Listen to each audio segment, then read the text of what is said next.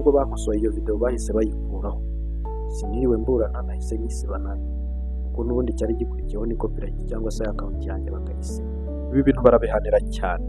Rero nituvuga ngo misleading information n'ama clickbait, ntimugire ngo abantu bo bakora za thumbnail za byacitse bo ntibibareba.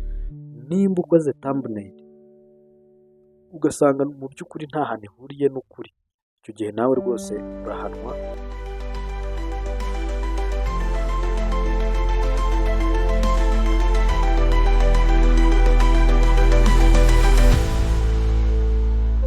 Ibihe byiza kuri mwebwe bakunzi ba Kaposi Fabrice, bahaye ikaze kuri ya YouTube channel yacu.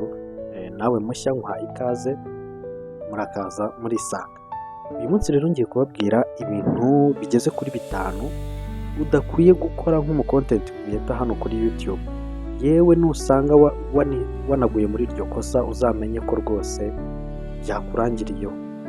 Ngiye kukwereka aya makosa uko ari 5, numara kuyamenya uzamenya uburyo ki ushobora kuyirinda. Aya makosa ikibi cyayo iyo uyaguyemo ushobora guhabwa copyright cyangwa se na YouTube channel yawe ikaba yasibwa. Yaba idasibwe ukaba utaba monetize. Yewe niyo waba warabaye monetize, iyo video ukoreyeho ayo makosa ikaba idashobora kuguhemba, mbese ukaba umeze nk'umuntu ugitangira, ukaba nta mafaranga uri buyikuremo. Ibi byose rero nibyo tugiye kurebera hamwe muri ino video. Wowe icyo usabwa ni ukuntiza ya minota itarenze 5 njya mbabwira, kandi ndabizi ko ibagirira akamaro. Reka dutangire. Ku mwanya wa mbere rero turahasanga icyo bita ngo violating YouTube community guidelines. Aha rero ni hahandi baba bavuga ngo nyine ntukice amategeko n'amabwiriza cyangwa se nyine amategeko agenga YouTube. Iri tegeko rero ni nkaho rikubiyemo amategeko hafi ya yose agenga YouTube, kuko mo hano muri izi community guidelines hazamo ibintu bya misleading information, gukwirakwiza amakuru y'ibihuha, ibintu bya sensitive content, kudashyiraho amashusho navuga ngo y'urukozasoni, hate speech, amashusho cyangwa imvugo zibiba urwango cyangwa se zifite abo zibasira. Nyine ugasanga no kudapromoting ibicuruzwa birimo nk'intwaro, ibiyobyabwenge, ni byinshi. Urumva iri tegeko ubwaryo ari irya mbere, rikubiramo ibintu byose uko byakabaye. Rero nimba uri umu content creator, nyamuna ibi bintu bigendere kure. Nimba na video zawe ubona ko zirimo ibintu nk'ibyo ngibyo, hari ukuntu bashyiraho ngo video yanjye irarebwa n'abantu bafite imyaka 18 kuzamura, abari munsi ntabwo ibareba. Ibyo ngibyo nabyo ukabishyiraho. Ku mwanya wa kabiri rero turasangaho icyo bita copyrighted content without permission. Nyine using copyrighted content without permission, gukoresha content z'abandi nta ruhushya ubifitiye. Nyamuna iki kintu aba content creator benshi niho bakunda kugwira rwose, gukoresha ikintu cy'undi muntu nta ruhushya babi. No mu buzima busanzwe turabizi ko kwihesha ikintu cy'undi urabifungirwa, urabihanirwa, na YouTube ubwayo irabiguhanira. Nk'abahita gukubita copyright itajurirwa, itagira gute, mu gihe umuntu ataguhaye uburenganzira. Kuki wagenda ugaterura video y'abantu uko yakabaye ugahita uyaploading? Wakoze ibintu byawe, urajya kwiba content z'abandi nta ruhushya, kandi mu by'ukuri ushobora kugenda ukaba wamusaba permission akayiguha pe. Nimba ari nk'umuhanzi ukaba wamubwira uti se nkoresha indirimbo yawe muri video yanjye, akaba yanabikwemera nta mafaranga guciye. Ariko wowe ugaterura ikintu uko cyakabaye kuko wumva ko ari utuntu dutoya, uti wenda ni Bruce Melody, njyewe wituriye Nyamasheke, ni gute Bruce Melody azajya kumfloatinga ngo ajye kumpa copyright? Ntabwo byo yabyitaho. Ariko content z'ubwazo ziba zifiteho content ID, ukiyaplodinga nta ruhushya yaguhaye bagukubita copyright ako kanya. Agacano kawe ugasanga gahise kajya mu marembera. Ku mwanya wa kabiri rero, icyo cyari cya kabiri, tugiye ku mwanya wa gatatu, ikintu bita clickbait cyangwa misleading information. Iki cyo ni sakirirego cyane cyane nko mu bintu byo gukwirakwiza amakuru y'ibihuha, wenda nko mu bihe by'amatora.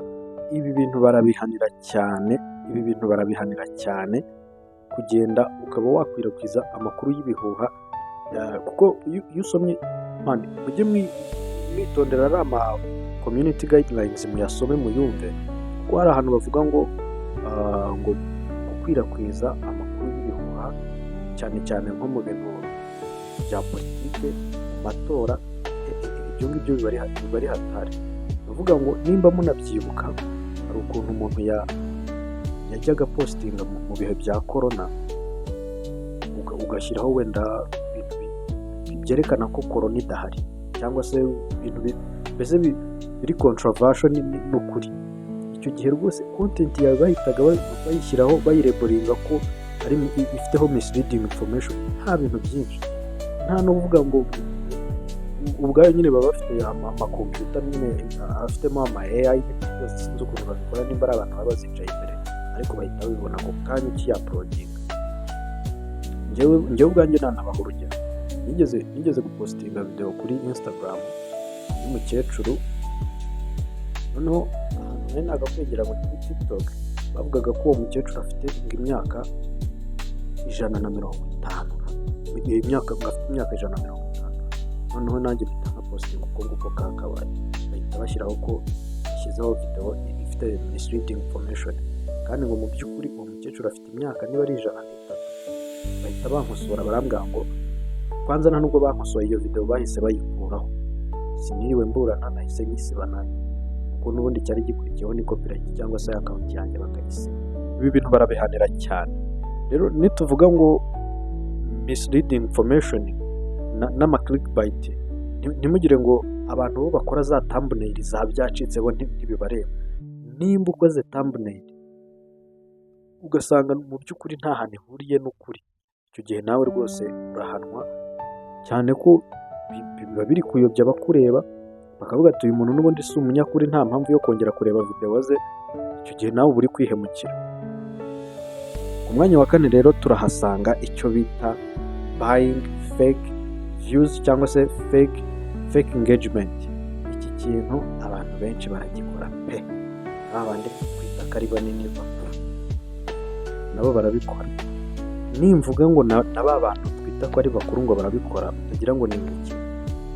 Cyane cyane nk'abahanzi hari ukuntu bajya bagira competition yo kuvuga ngo nimba asohoye indirimbo ikagira views miliyoni mu minsi 2, umuntu agahita avuga ngo uriya muntu wenda yatwitse cyane, reka nanjye nshaka njyewe indirimbo yanjye yagira miliyoni mu munsi umwe.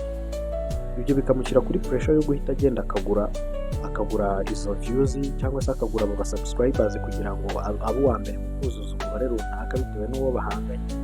Ibyo rero ibyo bintu YouTube ntabwo ibi bishaka izo fake views, fake subscribers na fake engagement. Kwa kundi ugenda ukumva hari abantu bakwamamariza ngo abo bantu ngo ducuruza ngo subscribers, ngo ducuruza engagement, ngo abantu bakaza bagatera ama comment kuri video zawe, kandi mu by'ukuri ari ibintu by'ibiboti biri aho ngaho nyine ibirobo nabo bakoresha. Akibaze ni gute wambwira ngo umuntu ngo araje bafashe tuza comment, baguhaye comment nk'ibihumbi 100 mu munsi umwe.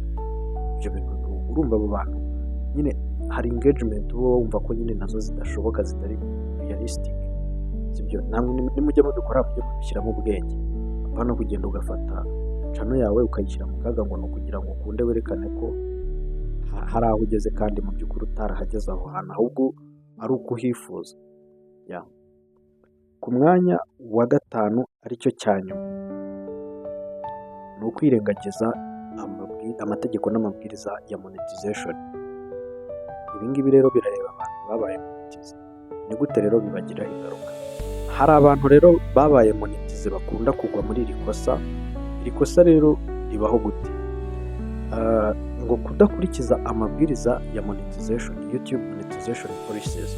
Navuga ngo ahangaha ni hahandi umuntu aba ari umu content creator, yego yabaye monetize, video ze batangiye kuzishyiramo ama ads, ariko akajya agenda agaca ruhinga inyuma video ze y'ama publicité bamamarijemo akayirebera. Nimvuga ko ni nka kwa kundi ugenda ukareba video zawe ukazirebera, ukayireba inshuro 5 ukayireba inshuro 10 ngo nibwo views ziri bwiyongere, kandi mu by'ukuri wareba inshuro 300 wareba inshuro miliyoni, icyo gihe izo nshuro zose zibara nka view imwe. Rero icyo gihe YouTube iba iri kubibona, ikintu cyose rwose ukora barakibona pe, baba banabizi ko bibaho, niyo mpamvu nabo bashyiraho izi ngamba. Rero ugasanga umuntu aragenda akirebera izo publicité ze avuga ati wenda amafaranga mpembwa ziyongera, RPM na CPM biziyongera, sinzi nimba mbivuze neza, ariko nyine akumva ko nyine gukora ibyo bintu aribyo bizatuma byiyongera. Ugasanga rero rimwe na rimwe ibyo bintu biriyemo kuba bamwaka monetization. Ugasanga urimo urarira mu byatsi nka Bakame wibaza uti njye YouTube yamuhaye iki, kandi mu by'ukuri urabizi ko wiri gukora amakosa nk'ayo ngayo. Rero ibi bintu ndabasabye mubyirinde uko ari 5. Reka mbisubiremo ku muntu wenda twaba tugeranye ku musozo w'video atabyibuka. Cyambere ni ukwica amategeko n'amabwiriza ya YouTube. Cya kabiri ni ugukoresha ibintu by'abandi, copyrighted content. Cya gatatu clickbait cyangwa se misleading information. Cya kane ni buying fake news, kugura aba followers, aba views na engagement. Hanyuma irya gatanu ari ryo ignoring YouTube monetization policies, ahandi wirengagiza amategeko n'amabwiriza ya monetization. Rero bikaba byakuviramo kwakwa YouTube monetization yawe, ugasanga ntabwo kiri guhembwa nka mbere. Rero nimba hari abantu uzi bakunda kugwa muri aya makosa, nta nubwo babura, ihangane. Ni nko ku ndabivuga gutya, bafashe ugasharing ino video. Nimba twabanyarugeza kuri umusozo w'ivideo, ndagushimiye cyane. Njye nitwa Kaboss Fabrice, nige tuzabana no mu bindi biganiro. Kora subscribe, fungura inzogera, nta kiganiro na kimwe kizongera kugucika kivuye kuri YouTube channel. Ndabakunda cyane, naho muri video bitaha. Ciao.